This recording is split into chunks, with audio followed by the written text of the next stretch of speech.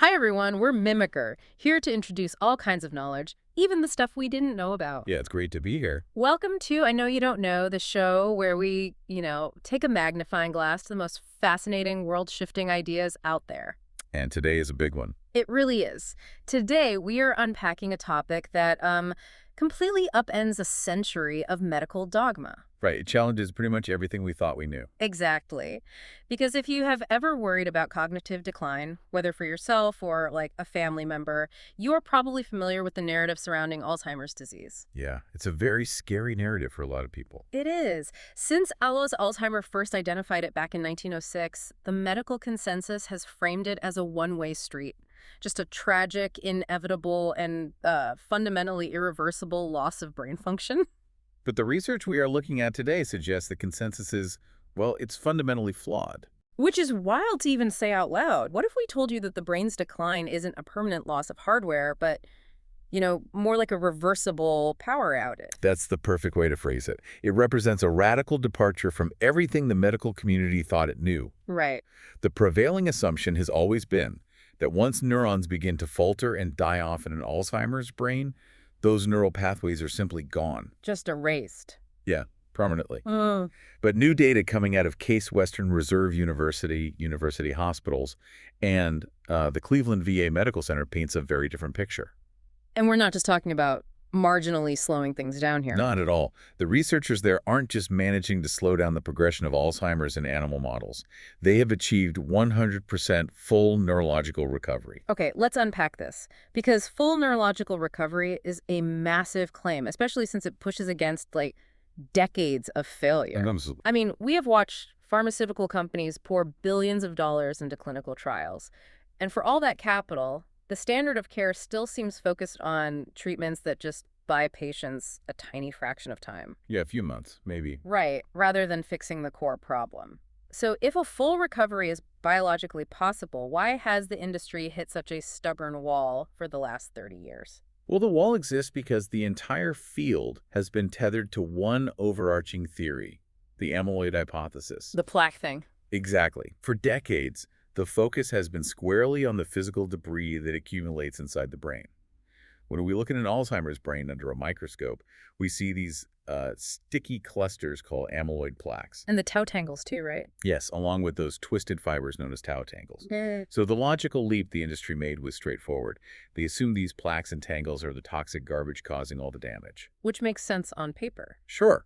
The thought was, therefore, if we invent drugs to clear the garbage out, we cure the disease.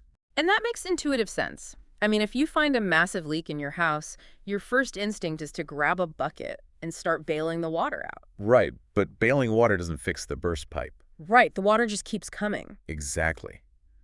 That fundamental misdiagnosis of the root cause gave us the current FDA-approved drugs, like Leqembi and donanemab. Their entire pharmacological purpose is just immune-mediated clearing. So they basically act like a cleanup crew. Pretty much. They essentially tag the amyloid plaques so the brain's immune cells, the microglia, can come in and consume them. And to be fair, they do successfully clear the plaques. But the clinical reality is a lot different. Starkly different. They only slow down cognitive decline by about 27 to 35%. Wow. Yeah. They do not restore a single memory or rebuild any lost cognitive function. So we are effectively slowing the rate of decay, but the underlying architecture of the brain is still collapsing. That's exactly what's happening. And from what you are looking at in the data, forcing the immune system to eat these plaques isn't just ineffective at stopping the disease, it actually introduces new dangers for the patient, doesn't it? It introduces severe complications. Because, amyloid plaques often deposit along the walls of the brain's blood vessels. Oh, I see where this is going. Right, so triggering an aggressive immune response to clear them out creates localized trauma. Patients taking these drugs face a 13 to 35% chance of developing ARIA. ARIA, what is that exactly? It stands for amyloid-related imaging abnormalities. Gotcha. In mechanical terms, the immune cells attack the blood vessels so aggressively that the vessels actually become leaky, leading to brain swelling and microhemorrhages. That sounds incredibly dangerous. It is a massive risk for a marginal delay in symptoms. So the paradigm shift happening at Case Western moves the goalposts entirely. They stop bailing water. Yes. They abandoned the idea of clearing the garbage and started looking at why the neuron's biological resilience, its metabolic homeostasis, was failing in the first place. That makes far more sense. We are stepping away from scraping the rust off the pipes and finally looking at the chemical process causing the corrosion. And the research actually uses that exact term, right? Brain corrosion. They do, yeah. And it is a highly accurate description of extreme oxidative stress. Let's break that down for people. Sure. So at a cellular level, oxidative stress happens when highly reactive molecules, free radicals, start tearing electrons away from healthy cellular machinery. Which obviously causes structural damage. Exactly. Now, in a healthy brain, you have a master security system to prevent this.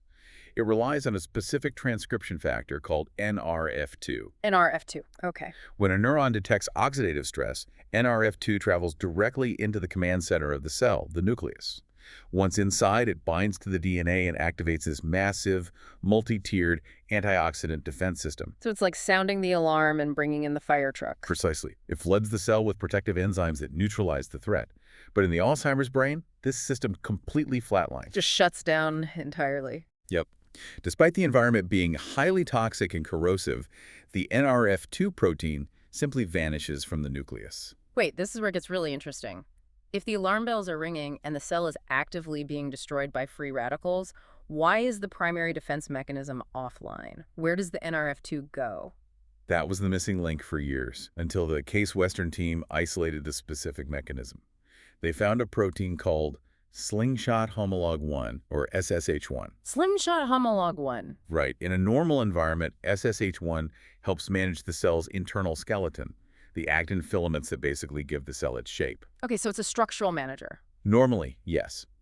But when an Alzheimer's brain is exposed to chronic stress and the presence of toxic amyloid oligomers, SSH1 becomes hyperactive and goes rogue. Goes rogue how? It physically hunts down the NRF2 protein in the outer fluid of the cell, the cytoplasm, and it binds it directly to the actin filaments. Wait, really? Yeah. It physically shackles the defense protein to the cell's structural scaffolding so it cannot travel into the nucleus. That completely flips the script. It's like handcuffing your own security guard. That's exactly what it is. But it begs a massive biological question. I mean, evolution is generally pretty efficient. Why would the brain evolve a protein like SSH1 that effectively sabotages its own survival mechanism? It's a great question. It comes down to the critical difference between how biology handles acute, temporary stress versus chronic, relentless stress. Okay, walk me through that. SH1 is not a self-destruct button by design. If a healthy cell experiences a brief acute trauma, it actually makes sense to temporarily pause certain structural processes to divert energy to immediate triage. Right, like shutting down non-essential systems during a crisis. Exactly.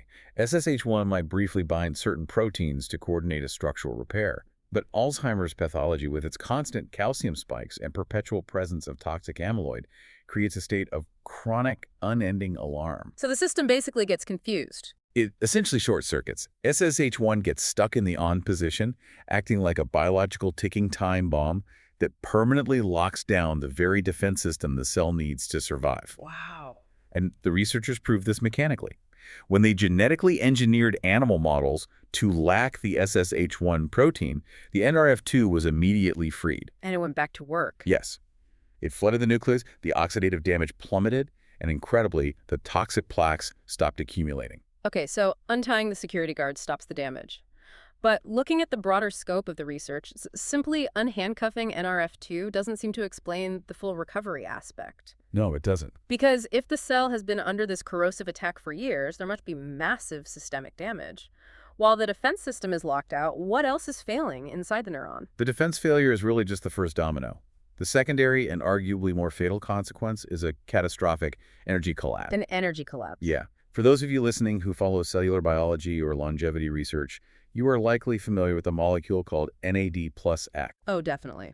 We're both very familiar with NAD+ precursors in the longevity space. It's basically the primary energy currency of the cell. But how does an energy coenzyme directly influence the physical accumulation of Alzheimer's proteins? It comes down to the energetic cost of maintenance. NAD+ is the carrier molecule that moves electrons around the cell to generate ATP, our raw energy. Right.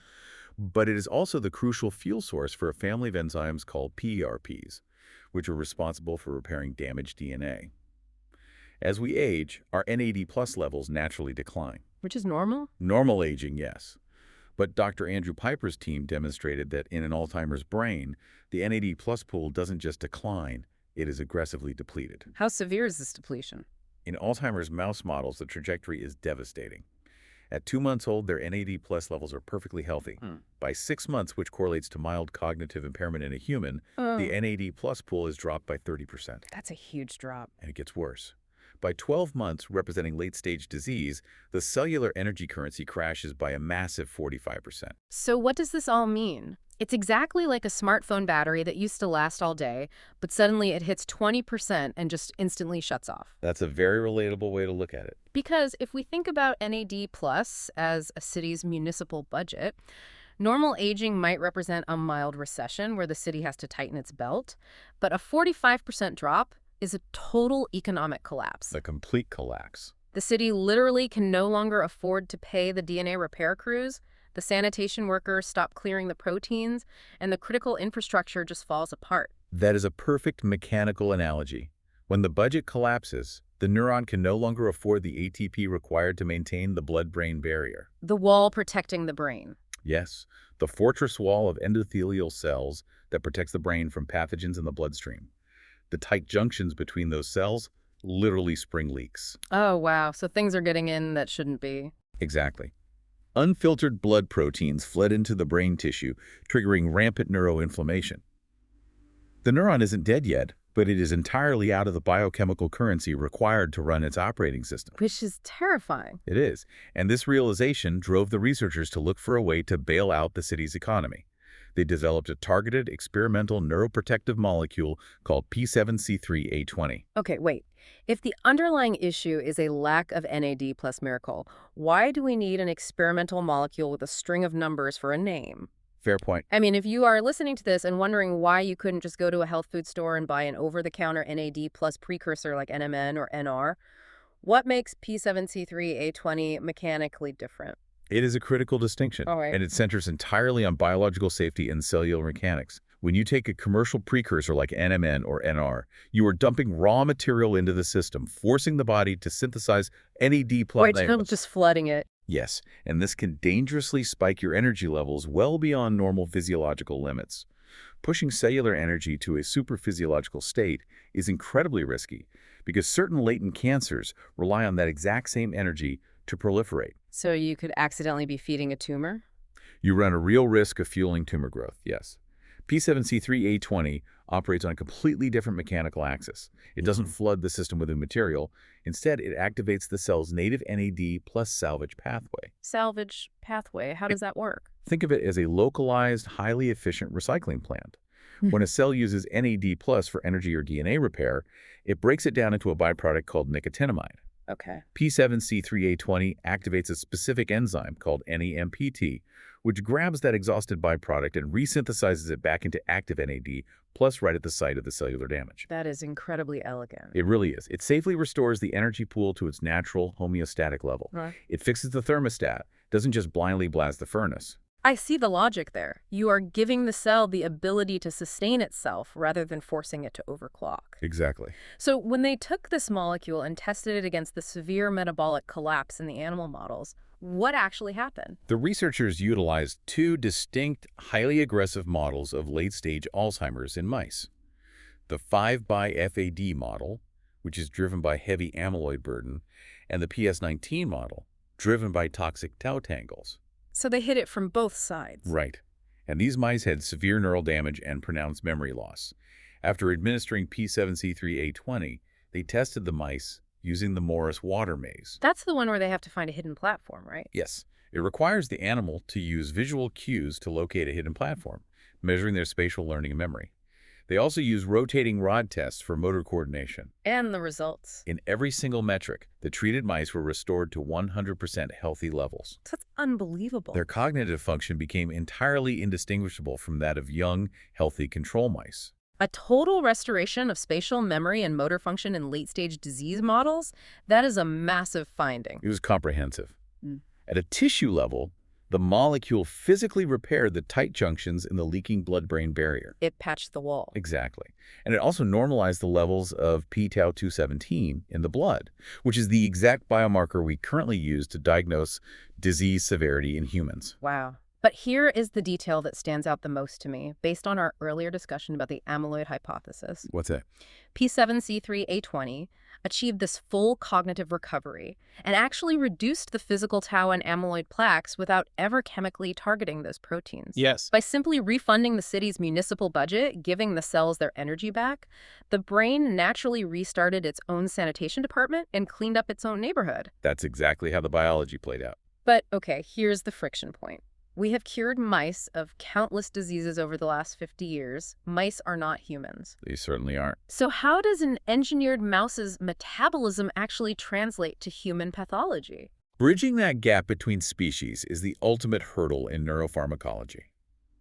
To prove the relevance, the research team performed a massive cross-referencing analysis. Yeah, okay, how did they do that? From the data we collect across human Alzheimer's brain tissue databases, they compared the protein expression profiles against the brains of their cured mice. Looking for overlap. Right. And they isolated 46 specific proteins that dictate waste management, protein folding, and mitochondrial energy production. And what did that overlap look like? It was a direct match. Those 46 critical proteins were broken and malfunctioning in the human Alzheimer's patients. They were broken in the untreated mice, and, most crucially, they were completely repaired and normalized by the P7C3A20 drug in the treated mice. So it's not just a mouse fluke. No, they didn't just find a drug that makes mice smarter. They identified a fundamental therapeutic node that maps directly onto the broken machinery of a human brain. That significantly reduces the leap from the lab to the clinic. But even if the biological mechanics translate perfectly, there is a literal physical wall standing between this molecule and a human patient. Ah, yes. If we're trying to treat the brain, we have to talk about the blood-brain barrier. The blood-brain barrier is the very fortress we were discussing earlier. While it is vital for keeping blood-borne toxins out of the delicate neural tissue, it is notoriously indiscriminate. It keeps the good stuff out, too. Exactly. It treats almost all pharmaceutical medicine as a toxin. Over 98% of small molecule drugs completely fail to cross this barrier. That's a staggering failure rate. It is. While P7C3A20 is designed as a highly permeable small molecule, achieving sufficient concentration in a dense, diseased human brain requires monumental bioengineering. If a patient takes a pill and the barrier blocks 98% of it, the drug is useless. So how is the medical field planning to physically bypass those bouncers at the door? There are several advanced delivery mechanics actively in development. One approach is nanotechnology. Like microscopic robots. Not quite robots, but encapsulating the active molecule inside lipid nanoparticles that are under 100 nanometers in size. This allows them to effectively slip through the tight junctions undetected. Okay, that makes sense. Another highly promising method is focused ultrasound. Wait, sound waves? How does sound help a drug cross a physical barrier? It's fascinating. It involves injecting microscopic lipid bubbles into the patient's bloodstream. Physicians then apply targeted, high-frequency sound waves to precise areas of the brain. Okay. The acoustic energy causes those microbubbles to vibrate and oscillate, which gently stretches the endothelial cells of the blood-brain barrier. Just wiggling it open. Right, prying it open just long enough for the drug to slip into the brain tissue before the barrier naturally seals itself back up. That is wild. There's also heavy investment into intranasal delivery systems, which attempt to bypass the bloodstream entirely. Oh, like a nasal spray. Exactly. Utilizing the olfactory nerve pathways in the nasal cavity as a direct conduit into the cerebrospinal fluid. That level of engineering is fascinating. Assuming one of those delivery methods proves viable, what is the actual timeline for seeing this in a clinical setting? Well, the institutions behind this research have formed a dedicated company called Glengarry Brain Health to commercialize the findings. Okay, so they are moving forward. Yes. Their immediate goal is to initiate phase 1 human safety trials within the next 18 months. However, when factoring in the required multi-phase clinical trials, general availability to the public is realistically 5 to 10 years away. I understand the scientific process, but I have to push back on that timeline. I know, it's tough. If you are listening to this right now and watching a family member actively decline, 5 to 10 years feels like an eternity. If we know the target and we have the molecule and we have the cross-referenced human data, Why does the regulatory process demand a decade? The frustration is completely justified. But that timeline is dictated entirely by the sheer complexity of human pharmacology. Because of the side effects.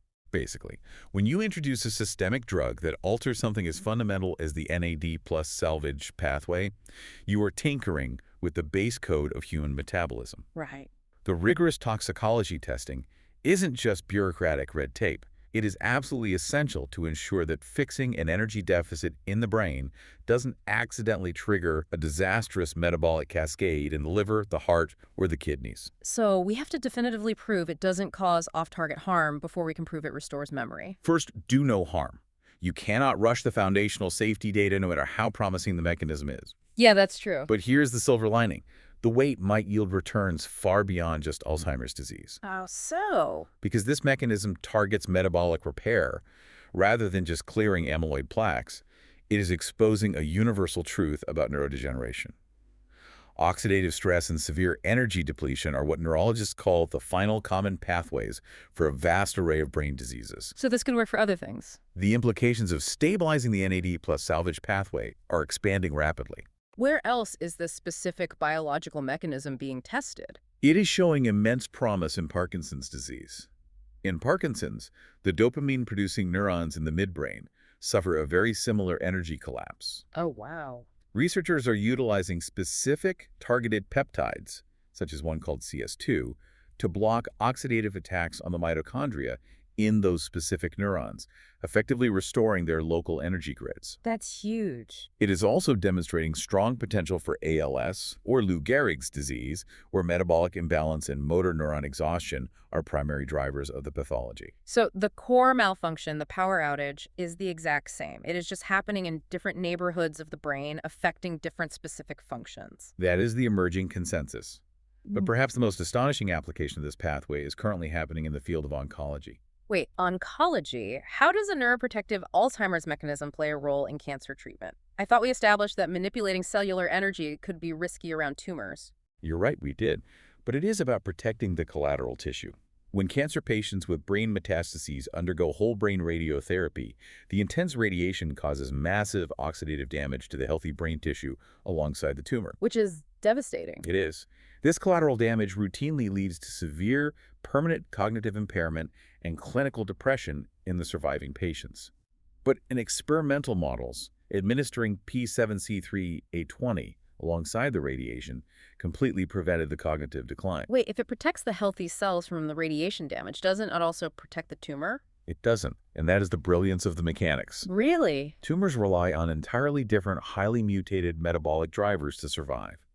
The P7C3A20 molecule specifically reinforces the normal NAD plus salvage pathway in healthy neurons, allowing them to repair the collateral DNA damage caused by the radiation's free radicals. That is incredible. It essentially puts a metabolic shield over the healthy brain tissue without interfering with the radiation's ability to sever the DNA of the tumor cells. Think about the broader implications of that. We are no longer just discussing a highly targeted intervention for Alzheimer's plaques. We are actively looking at the blueprint for a universal brain armor, a therapeutic intervention that simply keeps the cell's internal defense systems and energy production online completely, regardless of what the external attacker is. Exactly. Whether it's an accumulation of amyloid proteins, Parkinson's-related stress, or literal high-energy radiation. It represents a fundamental evolution in how we will practice neurology. As this research matures, it is highly probable that the ultimate standard of care for Alzheimer's disease won't be a single, standalone magic bullet. Right, it'll be a combination. It'll be a synchronized combination therapy. Imagine a clinical scenario where a patient presents with early-stage symptoms. They are prescribed a monoclonal antibody like Leqembi for a short, aggressive period to physically clear the toxic plaque buildup. Call in the cleanup crew first. Exactly.